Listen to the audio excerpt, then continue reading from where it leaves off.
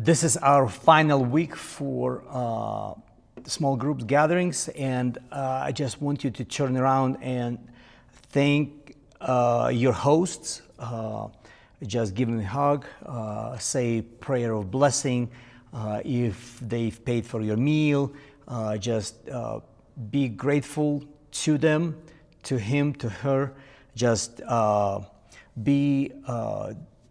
be aware that it's a sacrifice of time, of their space, and to welcome everyone. It takes time and courage and a big heart. So just be grateful to your hosts. That's a big thing. And as you pray for them too. And of course, pray for the Easter celebration. We're gearing up to April 5th. Just don't rush through it. Slowly mention all the names that are on your lists, and believe that God is going to move. God is going to have the Holy Spirit work on their hearts, and pray for the conversion. Pray for the power of the Holy Spirit to change people's minds and hearts.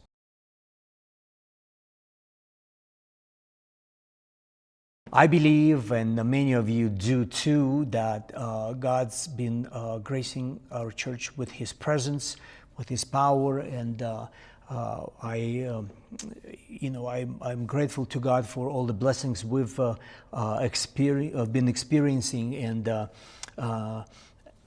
and one thing that bothers me that we have been failing to do, and it's a command that we do not follow in our church, and it's a big problem.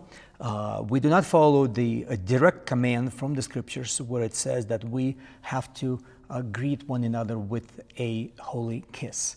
And I don't know about you, I don't know what to do about it. I have not seen a single person giving another person within context of our church a holy kiss on the lips or on the cheek. I don't know.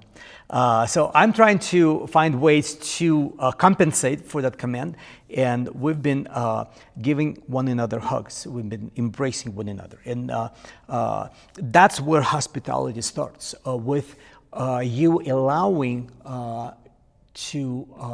someone to touch you, and you touching your neighbor. And we see that from the ministry of Jesus himself. He was famous for extending his touch and allowing others to touch him. That's where hospitality starts. My question to you is about the holy embrace. Are you allowing others to give you a hug? Do you extend a hug of love and acceptance to others? Do you hug certain individuals and avoid others? And how do you go about it to overcome this obstacle for you personally?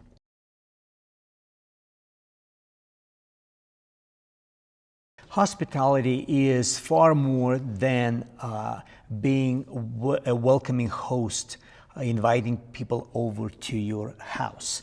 If we look at the Greek original, it sounds like philoxenia, love for a stranger, love for the other one, embracing the other one, the one who is hard to embrace, is a true sign of hospitality. And maybe you are confined to your house where you don't have a designer's furniture, or you cannot serve an expensive meal, or you're shy about inviting others over to your place, to your apartment or home.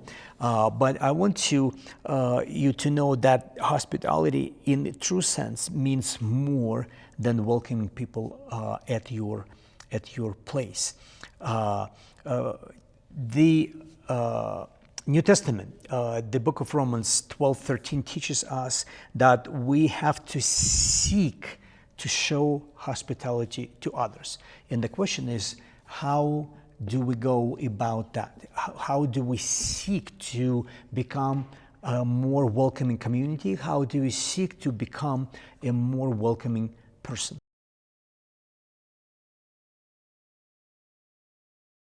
Apostle Peter,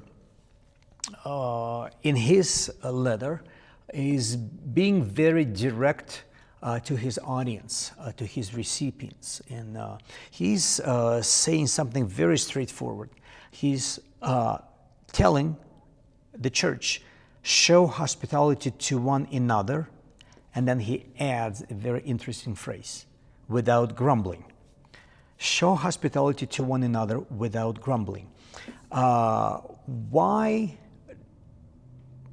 hospitality could become a place where we can grumble, where we can be not happy about our guests, about not happy towards others. Share some experience and see where you can find points to overcome that spirit of grumbling.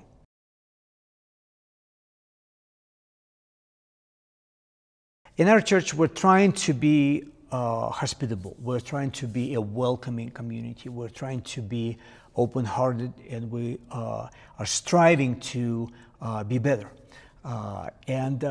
This is where I want you to talk to one another and discuss a question of how could we become better?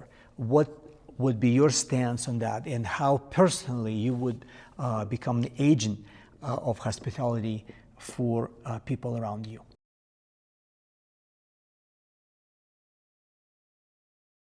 The author of Hebrews, see how pretty much every author of the New Testament addresses the issue of hospitality. The author of Hebrews, wouldn't know whether it's Apostle Paul or Apollos, is writing with a very unique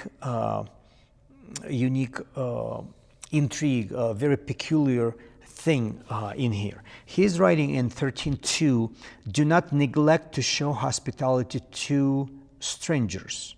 Remember that love for the other, that's the true hospitality, embracing the one who is different from you. Do not neglect to show hospitality to strangers, for thereby some have entertained angels unwavered. So how is it possible that by inviting those who you may not even know, you accidentally could have an angel at your house? What does it really mean? And the true question is, have you really seen messengers of God in your house?